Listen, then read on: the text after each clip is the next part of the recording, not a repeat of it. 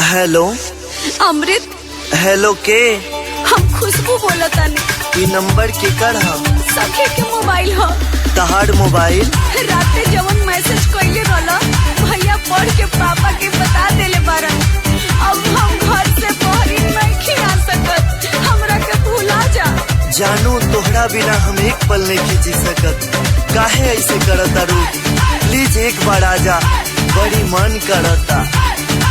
Music by Ratnesh किशोर। आजा ना मिले पिछुआरी सनम, खोली के आपन के मारी सनम। कब से हम करतानी तहरे इंतजार, तू ही तो हौ रानी जिंदगी हमार। कैसे हम आए पिछुआरी सनम, भरा पड़ल बाटे भारी सनम। घरवा के लोग हमर ले ली जान, एही से कहतानी बतियालो मान। आजा न मिले पिछुआरी सनम, खोली के आपन के मारी सनम।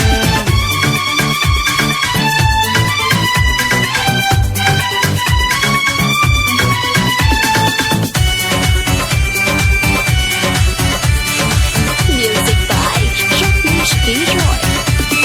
सुनला अपना आशिक के तू इतना जंतर पावा, मामला बाटे गड़बड़ा वही खुद के तो समझावा। सुनला अपना आशिक के तू इतना जंतर पावा। मामला बाटे गड़बड़ा वही खुद के तो समझावा। आजा न मिले पिछुआरी सनम, खोली के आपन के मारी सनम। कैसे हम आए पिछुआरी सनम, पहरा पड़ल बाटे भारी सनम। आजा न मिले पिछुआरी सनम, खोली के आपन के मारी सनम।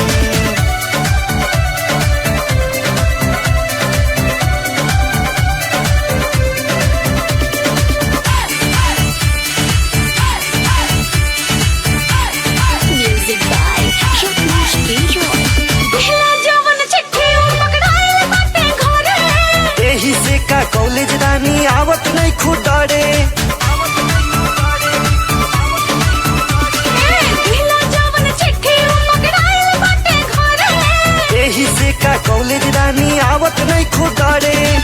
कैसे हम आए पिछुआरी सनम, पहरा पड़ल बाटे भारी सनम। लेला मजा तू पिछुआरी सनम, खोली के आपन के मारी सनम। कैसे हम आए पिछुआरी सनम, पहरा पड़ल बाटे भारी सनम।